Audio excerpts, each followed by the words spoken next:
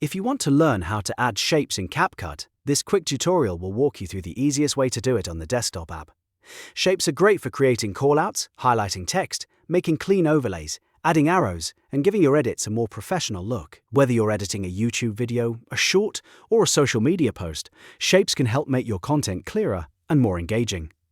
And if this video helps you out, don't forget to hit the like button and subscribe for more simple CapCut tutorials. Alright, let's jump right in.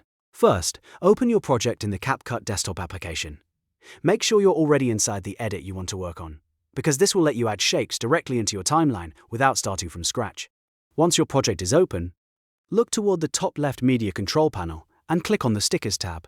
In CapCut, shapes are grouped with sticker-style elements, so this is the place where you'll find them. After you open the Sticker section, look at the left navigation sidebar.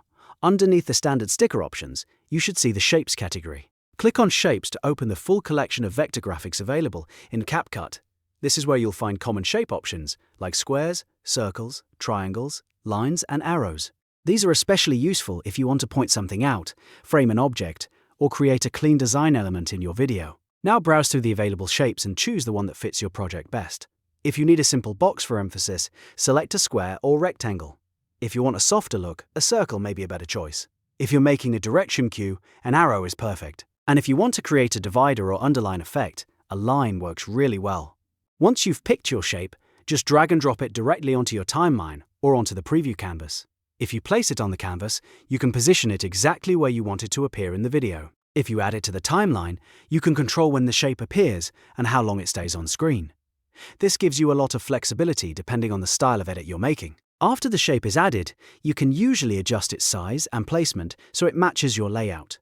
Move it around until it sits perfectly over the area you want to highlight. In many cases, you can also customize the color or other visual settings so the shape blends nicely with your design. That way, it looks intentional instead of distracting. If you're using shapes for captions, tutorials, product demos, or gameplay edits, try experimenting with different combinations. For example, you can use a circle to spotlight a button, an arrow to guide the viewer's attention, or a rectangle to create a background behind text. Small design choices like this can make your videos look much more polished and easier to follow. And that's how to add shapes in CapCut on desktop. It's fast, simple, and very useful once you know where to find the Shapes category. If this tutorial helped you, please give it a like, subscribe to the channel, and turn on notifications so you don't miss more CapCut editing tips. Thanks for watching, and I'll see you in the next one.